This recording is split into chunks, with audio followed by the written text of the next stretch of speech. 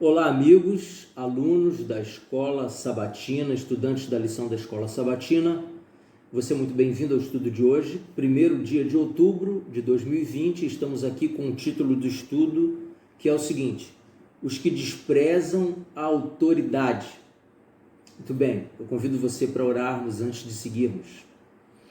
Maravilhoso Deus, agradecidos pela oportunidade de continuarmos na Tua presença ao lermos a Tua palavra, oramos pedindo a Tua iluminação e orientação e também o perdão para todos os nossos erros. Nos merecimentos de Jesus oramos. Amém.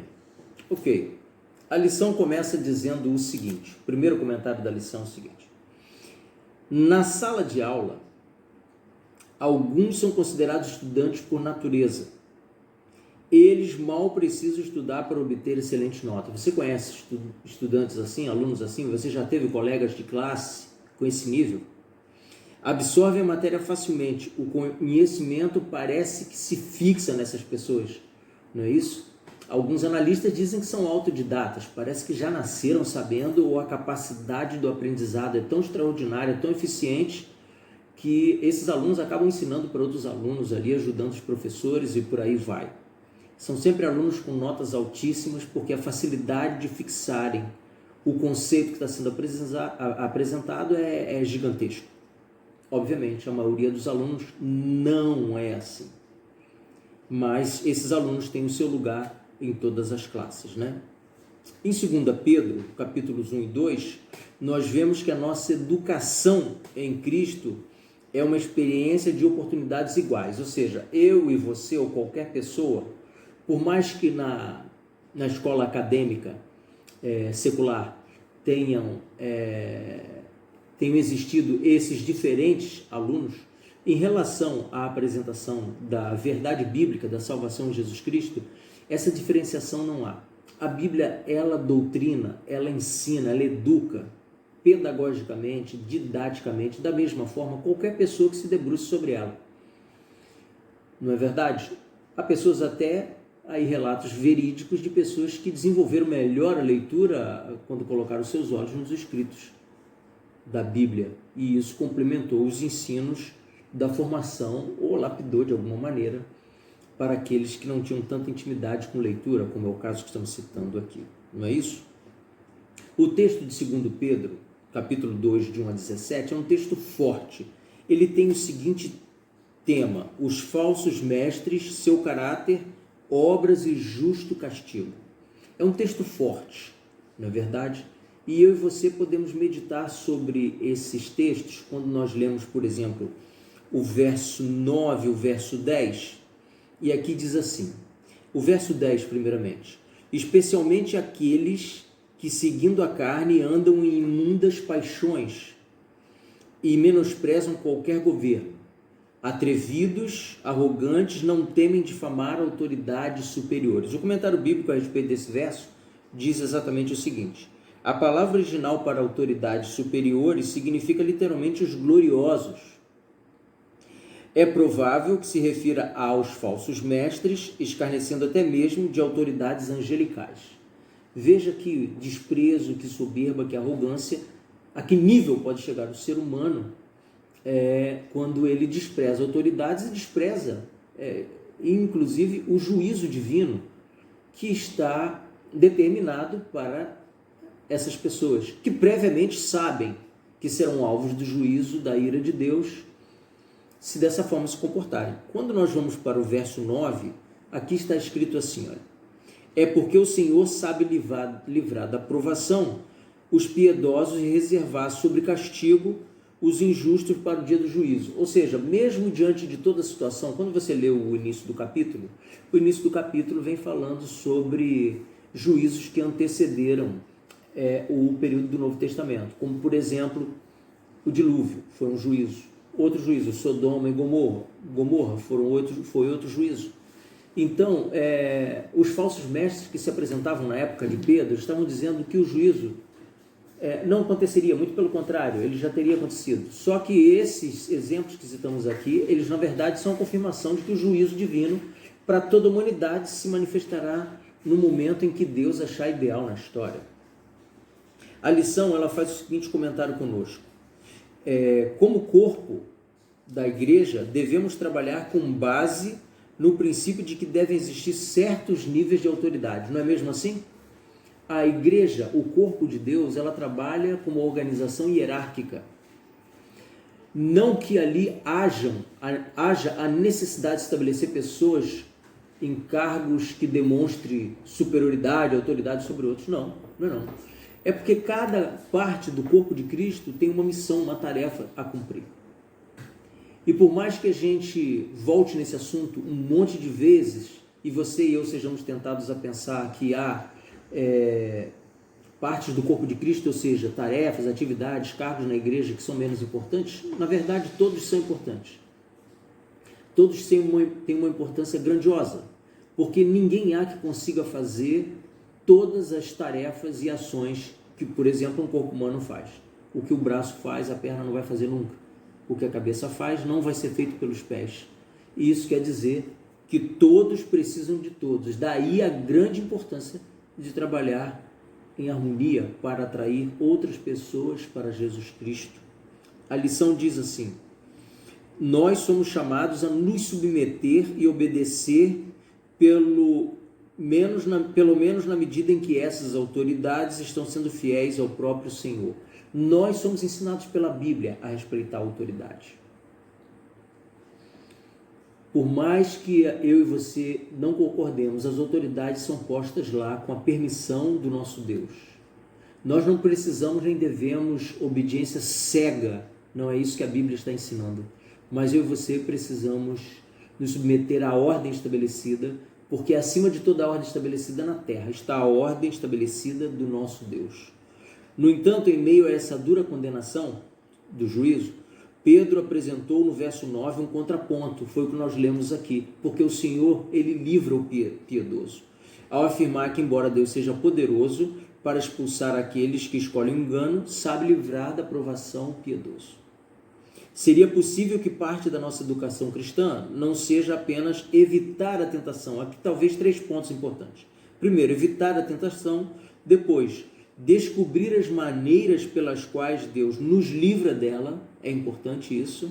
E terceiro, proteger dos que introduzem heresias destruidoras.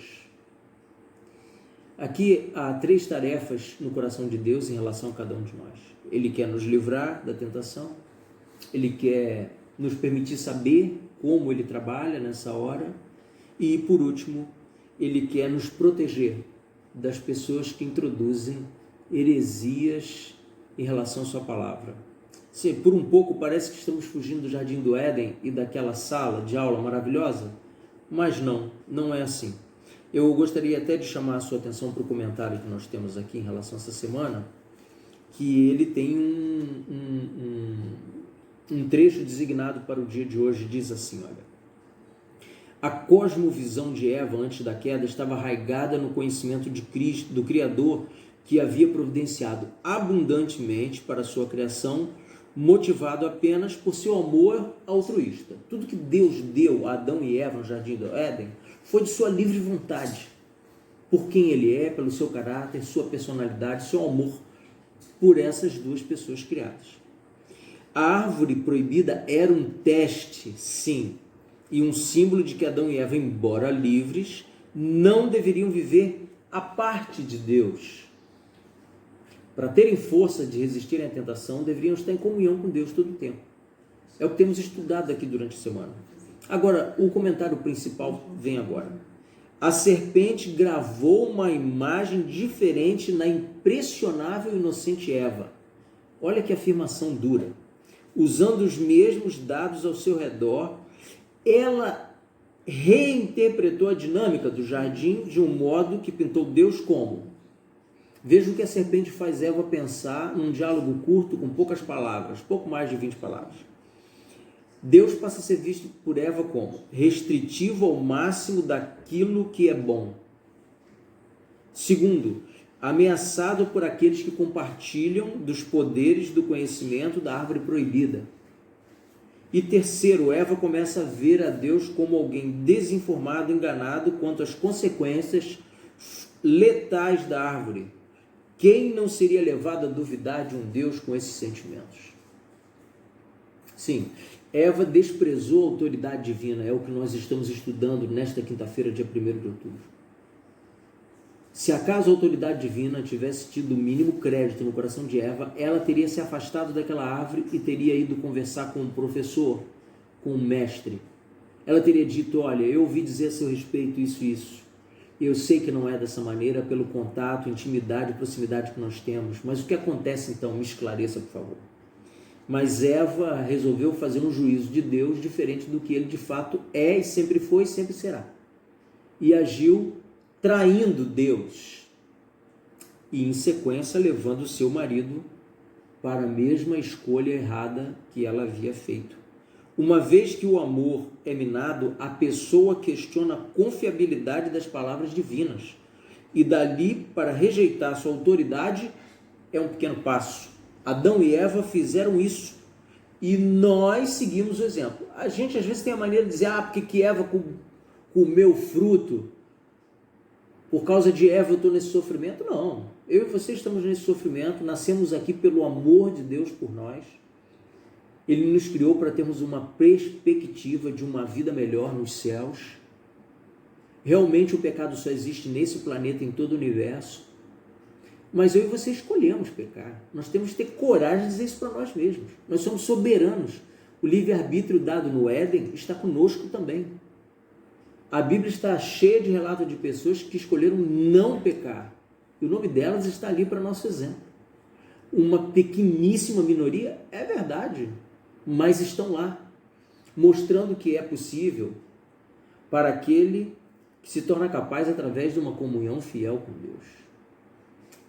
Livres do pecado? Só quando Jesus voltar e houver uma transformação definitiva do nosso coração, da nossa mente. É missão da educação adventista do 7º dia reverter essa distorção inicial do caráter divino na mente da criação e substituí-la pela verdade sobre quem é Deus. Veja, tanto nas escolas adventistas quanto nas igrejas, eu e você temos o compromisso de restaurar a verdade sobre o caráter de Deus a todo custo. Porque cremos que Deus, em momento nenhum, e isso é impossível para Ele, errou com Eva ou com quem quer que fosse. Mas nós somos tentados a pensar que Deus nos abandona, que Deus tem prazer no nosso sofrimento, que Ele nos colocou nessa terra de pecado, porque Ele de alguma forma permite que o mal nos agrida. E nós somos acossados pelas tentações do inimigo e muitas vezes nós mudamos a nossa opinião em relação ao caráter imutável, amoroso e justo de Deus, quando não vamos ter nenhuma vantagem em relação a isso. Veja só o que diz a Bíblia em 2 Pedro, no capítulo 2, no verso 3. Também movidos por avareza, farão comércio de vós, esses falsos mestres, com palavras fictícias, para eles o juízo lavrado a longo tempo não tarda, e a sua destruição não dorme. Olha o que o comentário bíblico fala a respeito desse verso, em relação a palavras fictícias. Literalmente palavras inventadas, falsos mestres pregando algo que não está na palavra de Deus, e muitas pessoas acreditam nisso. A sua destruição não dorme. Em relação a isso, o comentário diz o seguinte: os falsos mestres afirmavam que se fosse acontecer um juízo, ele já teria ocorrido até aquela época.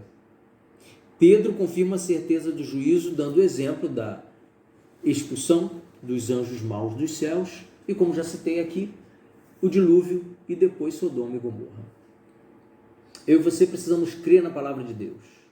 Quando qualquer outra proposta se aproximar dos nossos ouvidos que não tenha identidade com o que a Bíblia fala, nós precisamos parar, vir até a Bíblia, dobrar os nossos joelhos, conversar com Deus através da ação sobrenatural do Espírito Santo, para fortalecer a crença no que é verdadeiro. Fora isso, vamos desprezar a autoridade de Deus e a nossa ruína estará contida no juízo que traz a ira de Deus contra o pecado. Vou encerrando o estudo de hoje, agradecido porque você esteve aqui comigo. E antes da bênção, convido você que ainda não fez inscrição no nosso canal Lições da Bíblia Davi Santos. Vá até lá, é um convite para você. Se inscreva, marque o sininho, curta esse vídeo, compartilhe o quanto você quiser com pessoas que estão na sua lista de contatos, tá certo? Porque se você gostou desse vídeo, pessoas que você conhece poderão gostar também. Deus te abençoe. Fica na paz de Jesus. Amém.